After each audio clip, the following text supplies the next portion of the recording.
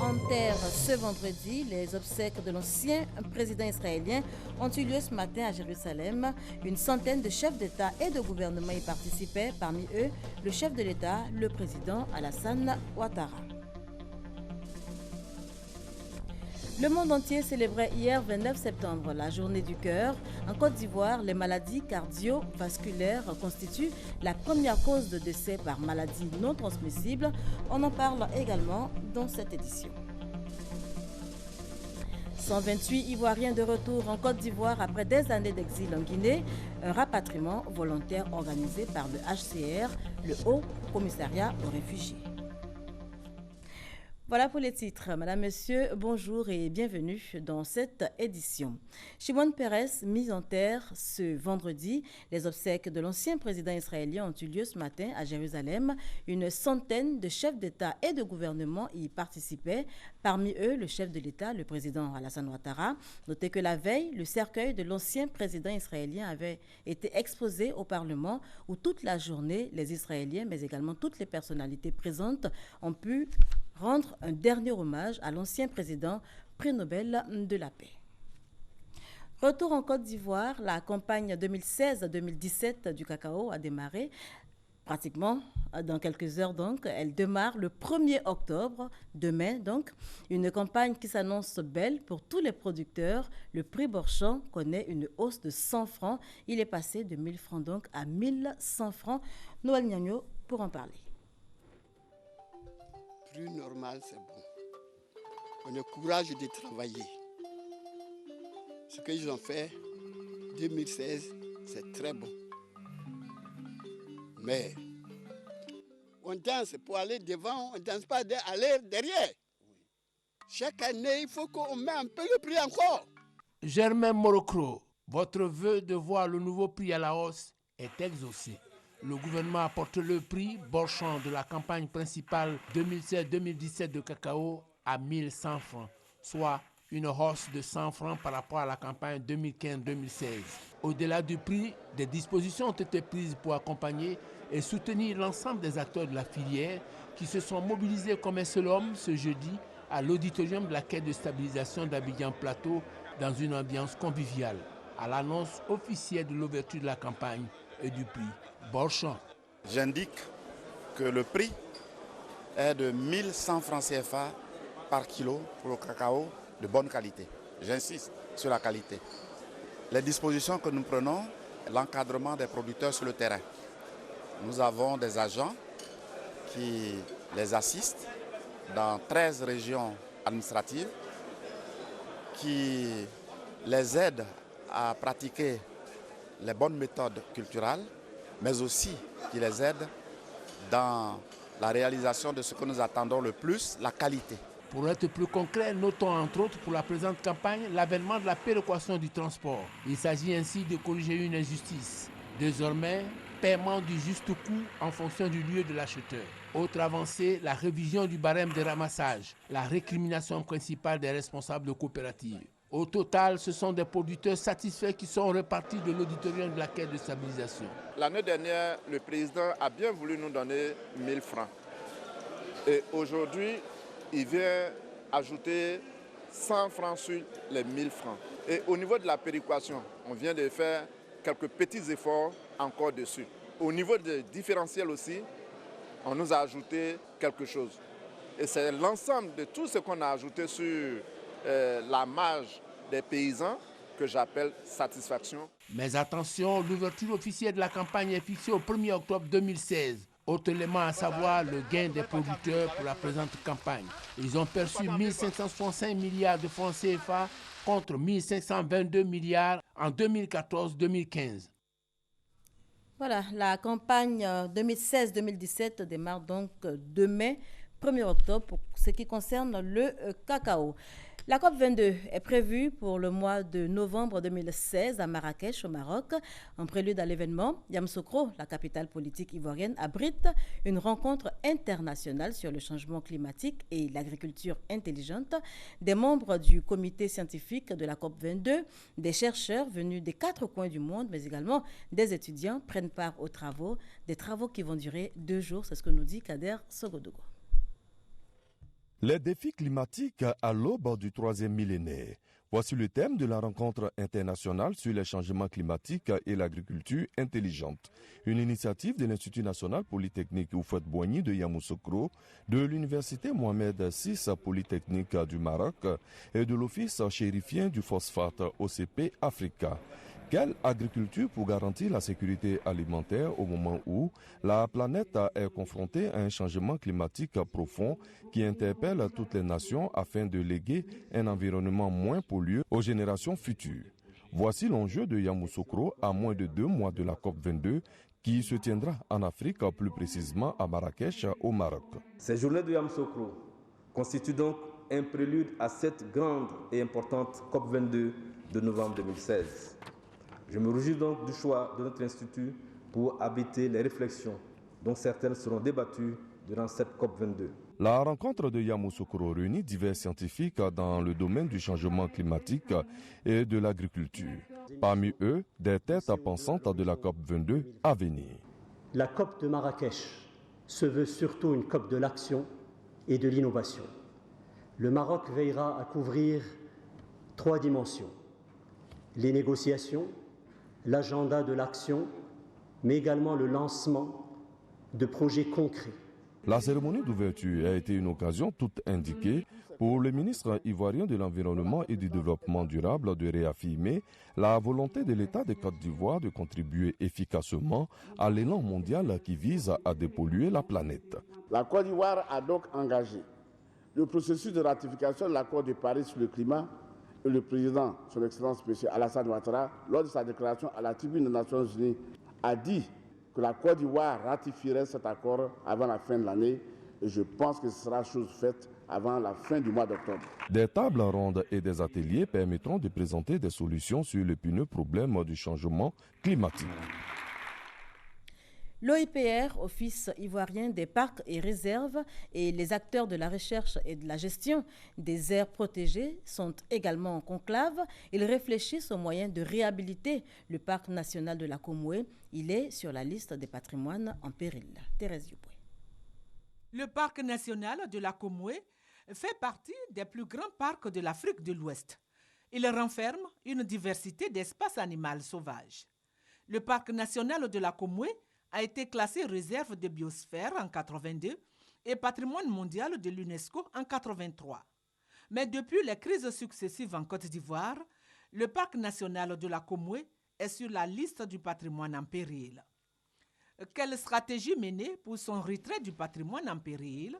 La question était au centre d'une réflexion des acteurs de la recherche et de la gestion des aires protégées à Bondoukou. Nous allons établir une feuille de route pour voir dans quelle mesure, d'ici le 1er février 2017, on puisse présenter un état de conservation qui puisse nous aider à aller vers la sortie du parc national de la Komoué de la liste du patrimoine mondial en péril.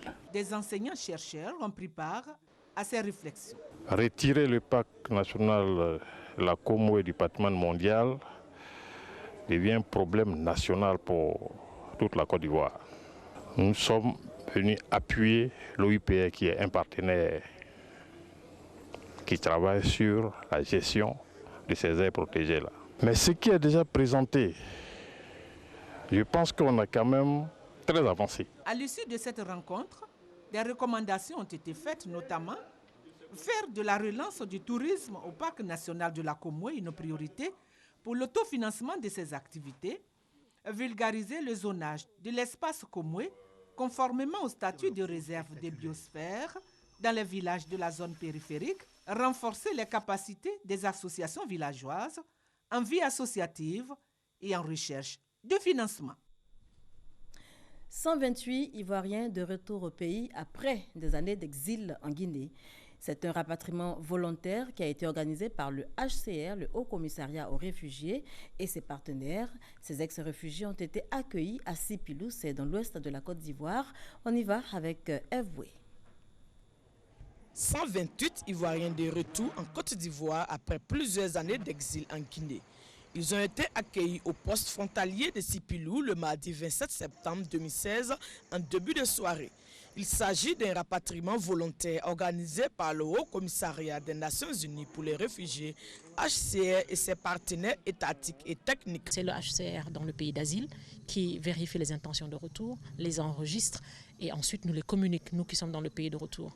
Et une fois que c'est fait, nous nous arrangeons, nous organisons logistiquement pour les rencontrer à la frontière, les acheminer dans un centre de transit où nous pouvons les réceptionner, vérifier encore bien que tous les gens qui ont été annoncés sont bien rentrés. Le Sahara s'occupe de la logistique, s'occupe de l'accueil. Le Sahara va s'occuper également de l'identification et faciliter l'observance des formalités administratives à ces réfugiés. Et donc nous avons un rôle de coordination avec les structures pour faciliter également la réintégration socio-économique de ces réfugiés. Et justement, après le retour au Bercail, les attentes sur la réintégration ont droit de citer. Si me donne un peu d'argent, je fais mes commerces là-bas. Que l'État nous aide afin qu'on puisse vraiment nous insérer dans la société. Des préoccupations déjà étudiées par le gouvernement. La réinsertion portera d'abord sur le volet scolaire au niveau des enfants. Après ce volet scolaire, il y a le volet de la réinsertion socio-économique. Il s'agit de mettre en œuvre des activités génératrices de revenus au profit des femmes, au profit de personnes qui ont des bras valides. Ces 128 ex-réfugiés constituent 29 ménages et sont composés en majorité de femmes et d'enfants. Après donc les mots de bienvenue et les promesses pour un avenir radieux, une collation est servie avant le départ pour le centre de transit de Danané. Ils ont également regagné le pays après plusieurs mois de disparition. Eux, ce sont les 6 enfants enlevés par des trafiquants d'enfants qui ont été récupérés au Niger grâce à la représentation locale de l'Organisation internationale pour les migrations. Ces enfants ont bénéficié d'une prise en charge de l'État avant d'être remis à leurs familles respectives. Notez que les 2 trafiquants ont été arrêtés. Herman Niamia. Ils sont 6 enfants. Un garçon et 5 filles, tous ivoiriens. Ils ont été victimes de trafic d'enfants depuis des mois. Conduits au Niger par des trafiquants, ils doivent leur salut aux agents de l'Organisation internationale pour les migrations du Niger. Recueillis et assistés, après les procédures d'usage, ils viennent de regagner leur pays, la Côte d'Ivoire. Depuis le mois de juillet, on a été saisis par nos collègues du Niger de la présence des enfants au Niger en compagnie de personnes dont l'identité, dont le lien de parenté n'était pas clairement établi. Donc sur cette base, l'OIM qui a pour mission d'apporter assistance justement aux enfants victimes, aux personnes en détresse, a tout de suite récupéré les enfants et les a mis dans un centre pour leur apporter assistance, le temps que la procédure judiciaire suive son cours. Les 2 trafiquants ont été arrêtés et incarcérés par les autorités judiciaires du Niger, selon les responsables de l'Organisation internationale pour les migrations. À leur arrivée à Abidjan, les enfants ont été accueillis à l'aéroport Félix Faure-Boigny par le directeur de cabinet du ministre de la Promotion de la Femme, de la Famille et de la Protection de l'Enfant, ainsi que des membres du cabinet ministériel. Majel Kouakou a réaffirmé l'engagement du gouvernement ivoirien à lutter fermement contre la traite des enfants. Pour Madame la Première Dame, tout comme pour le gouvernement, la protection des droits des enfants dans notre pays n'est pas négociable. C'est pourquoi je voudrais exprimer leur gratitude à nos partenaires qui ont contribué au succès de cette opération avec leur appui technique et matériel, notamment l'OIM et l'UNICEF. Merci également aux pays frères du Niger, dont les autorités ont tout mis en œuvre pour nous aider à vous ramener auprès des vôtres. Pour l'heure, ces enfants vont bénéficier d'une assistance totale de l'État avant d'être remis à leurs parents respectifs. Majel Kouakou a profité de l'occasion pour inviter les populations à veiller sur leurs enfants et aussi à dénoncer toute personne qui s'adonne à de telles pratiques. On s'intéresse à présent à la 10e session du Forum des droits de l'homme, une rencontre initiée par la CNDHCI autour du droit à l'information et à l'accès aux documents administratifs. Sidonie Dabila y était pour RTI.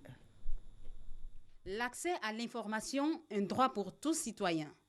Ce droit consiste à donner à toute personne la possibilité d'avoir accès à toute information.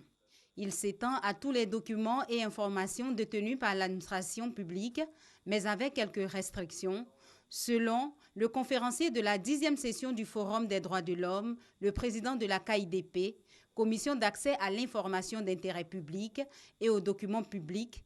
Kebe Yakuba citera par exemple l'information qui relève du secret défense, de la vie privée, entre autres.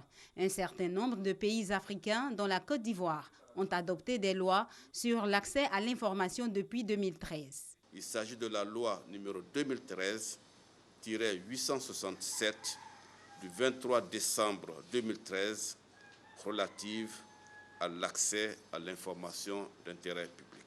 Cette loi, en plus de la reconnaissance du postulat de l'accès de tous à l'information d'intérêt public, crée en son article 19 une autorité administrative indépendante dénommée la KIDP.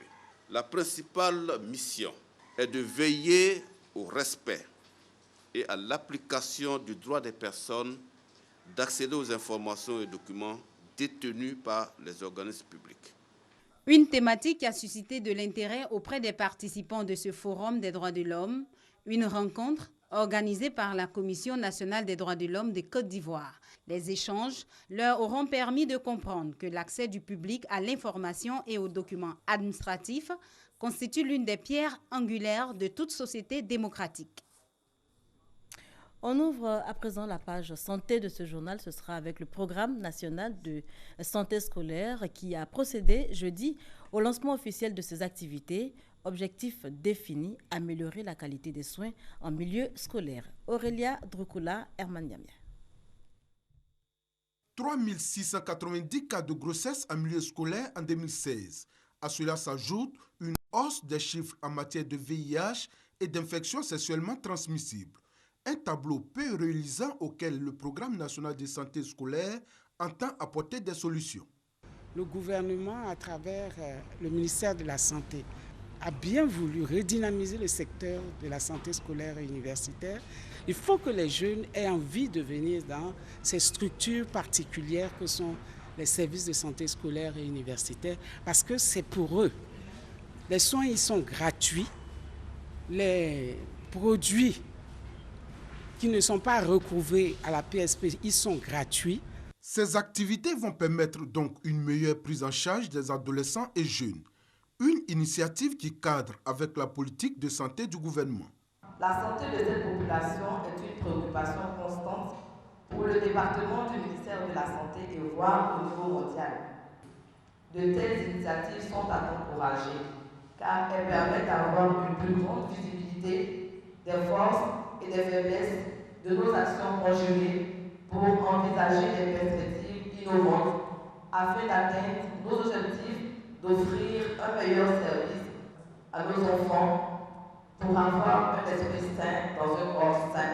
Plus de 163 points de service de santé scolaire se tiennent à la disposition des élèves à travers toute la Côte d'Ivoire. Ce pour un service convivial pour une prise en charge efficace des adolescents et des jeunes, comme le mentionne le thème de cette rencontre.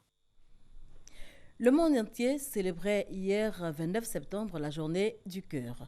Notez qu'en Côte d'Ivoire, les maladies cardiovasculaires constituent la première cause de décès par maladie non transmissible avec 15% des cas enregistrés. Comment éviter les maladies liées au cœur? Quels sont les facteurs de risque? Grace Kondo a rencontré pour vous un spécialiste. Son témoignage.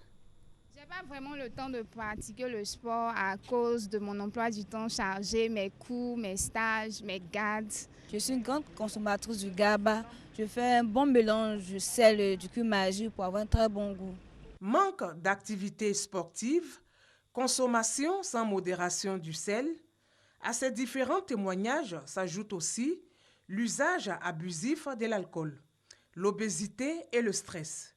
Autant de facteurs de risque liés entre autres aux maladies cardiovasculaires. ou encore maladie du cœur. Le cœur est l'organe qui permet la propulsion du sang. Il est situé dans la cage thoracique entre les deux poumons et effectue 70 contractions par minute. Les maladies cardiovasculaires constituent la première cause de mortalité dans le monde. En Côte d'Ivoire, les estimations de l'OMS indiquent que les complications cardiovasculaires sont de 21,7%. C'est pourquoi, selon les spécialistes, la prévention doit être de mise. Nous devons apprendre à la population à relativiser les choses, à bien gérer son stress. Parce qu'aujourd'hui, on le constate, ces maladies chroniques-là sont plus fréquentes en milieu urbain qu'en milieu rural. Parce que le mode de vie en milieu urbain est tel qu'il faut se lever tôt le matin pour être au travail. Il y a le stress au niveau professionnel. Quand on retourne à la maison, souvent il y a des stress au niveau familial. Alors, si nous réussissons à inculquer à la population la notion de faire de l'exercice régulier, la notion de savoir se relaxer, c'est très important. Ou alors avoir un nombre d'heures de sommeil suffisant, ça peut aussi agir parce que le stress est un grand pourvoyeur de maladies cardiovasculaires. Autre chose, au moins une fois par an, de faire un bilan général pour être situé sur son état de santé. Autre mesure préventive des maladies cardiovasculaires, la consommation régulière de fruits et la réduction du sel dans les repas. Si au cours de nos repas, comme dessert, nous consommons des fruits et légumes, l'apport en vitamines, ça fait beaucoup de bien au cœur parce que ces fruits-là, par les vitamines qu'ils nous apportent, ces vitamines-là, ce sont des antioxydants. Éviter les maladies cardiovasculaires, c'est donc possible selon les spécialistes. Quand la maladie survient, pas facile pour les patients qui décrient le coût élevé du traitement. Ça fait 6 mois que je suis sur le traitement. Je suis fonctionnaire, j'ai une mutuelle, avec ça je prends les médicaments. Sans ça, c'est pas facile parce que moi-même je suis un retraité. Par moments, c'est difficile d'avoir les médicaments, d'avoir l'argent pour acheter les médicaments. Si vraiment le coût des médicaments peut être à moins de coût, ça allait vraiment nous arranger puis faciliter un peu son traitement.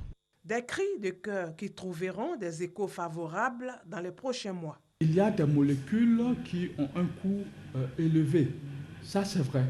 Mais nous fondons beaucoup d'espoir sur la couverture maladie universelle qui, à partir de janvier, va commencer, n'est-ce pas, à s'étendre de façon progressive.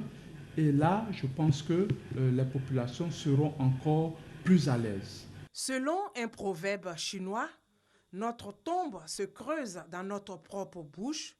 Les maladies cardiovasculaires font de plus en plus de victimes.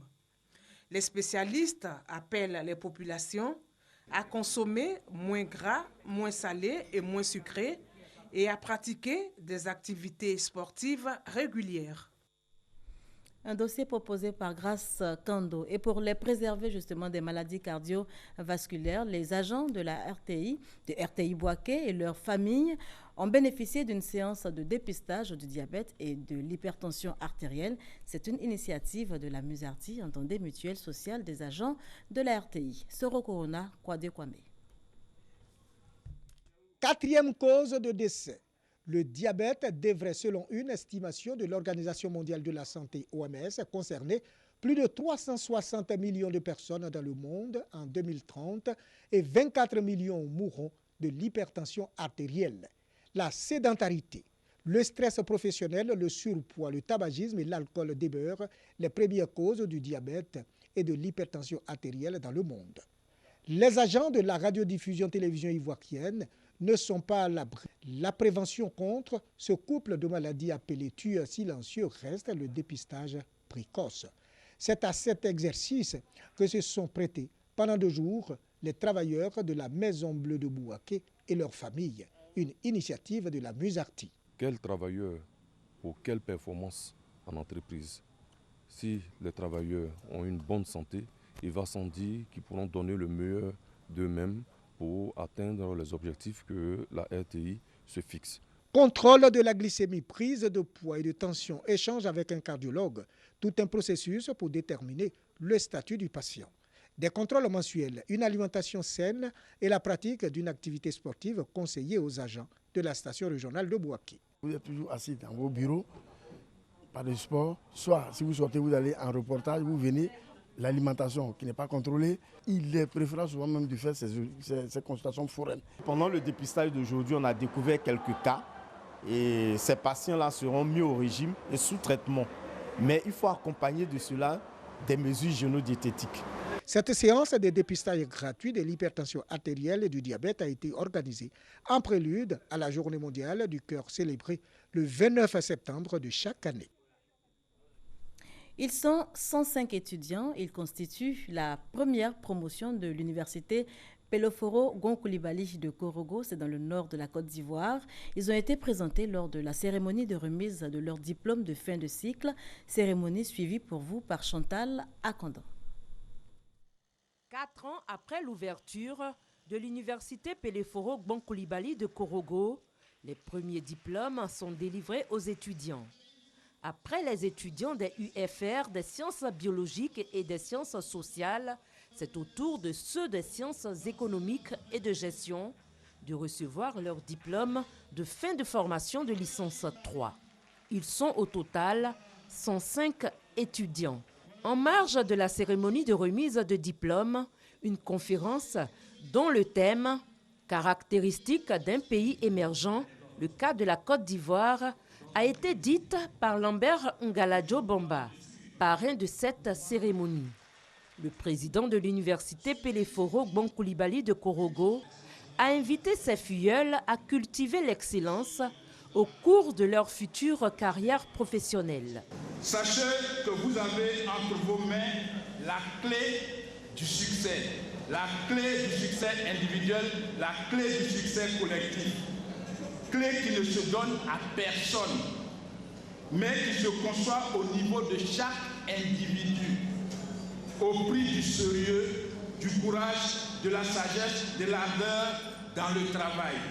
Les nouveaux diplômés ont pris l'engagement de donner le meilleur d'eux-mêmes afin de contribuer à l'émergence de la Côte d'Ivoire.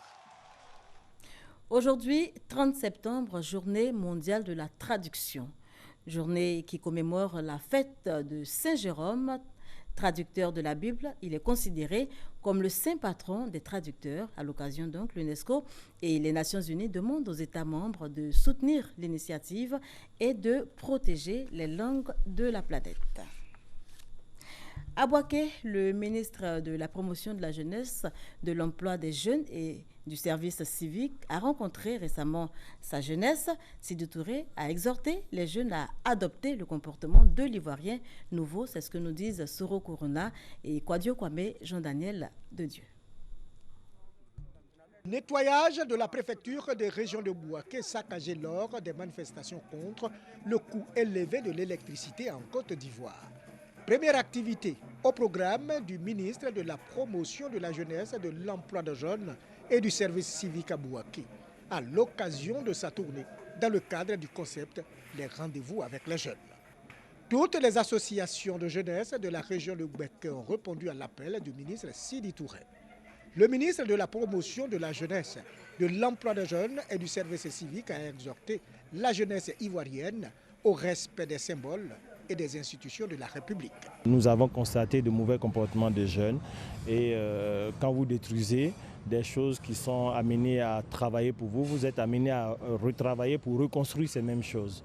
Vous voyez, on détruit inutilement des choses qui nous servent au quotidien et c'est vraiment dommageable. De façon spontanée, ils ont dit à l'occasion de mon passage ici à Bouaké, dans le cadre des rendez-vous de la jeunesse, ils marqueraient un coup fort. C'est un mea culpa suffisamment fort pour que les jeunes de Côte d'Ivoire comprennent qu'il ne s'agit pas de casser, il faut plutôt penser à son avenir personnel. Et l'avenir n'est pas dans la violence. Une rencontre a permis au ministre d'échanger avec les leaders de jeunesse venus des régions de Yambol et de Bouaké. Au centre des discussions, l'appropriation du concept ivoirien nouveau. Vœu cher au président de la République, l'emploi des jeunes et le rôle des jeunes dans la construction du pays. Les meilleurs jeunes ivoiriens, nouveaux, et les meilleures associations de jeunes ont été récompensées pour leur action en faveur d'une jeunesse mature et responsables. Bolona sur la voie du développement. Les cadres et élus de ce village situé dans le département de Tengrela sont plus que jamais engagés pour la cause. Ils multiplient donc les actions dans ce sens, notamment la pose de la première pierre d'une école maternelle et le don de médicaments aux dispensaires de ce village. Aurélia Drokula, Eric Goré. Situé dans le département de Tengrela, Bolona est un village de 5000 âmes. Cadres et élus de cette localité s'impliquent dans le développement de leur village. Occasion pour eux d'organiser des journées socioculturelles et sportives pour promouvoir ce village. Ces journées socioculturelles de Bolona ont été meublées par plusieurs actions de développement, entre autres le lancement des travaux de construction d'une école maternelle, une campagne de dépistage de 800 enfants de 1 à 5 ans, une remise de dons de médicaments aux dispensaires du village et du matériel servant à l'entretien du groupe scolaire de Bolona. Pour le parrain de la cérémonie, ces actions épousent la vision du chef de l'État, qui est de fait de la Côte d'Ivoire, un pays émergent à l'horizon 2020. Des actions saluées par les populations de Bolona qui n'ont pas manqué de faire quelques doléances, dont la construction d'un collège pour accroître les infrastructures du village. Merci de nous avoir suivis et bonne fête à tous les traducteurs du monde.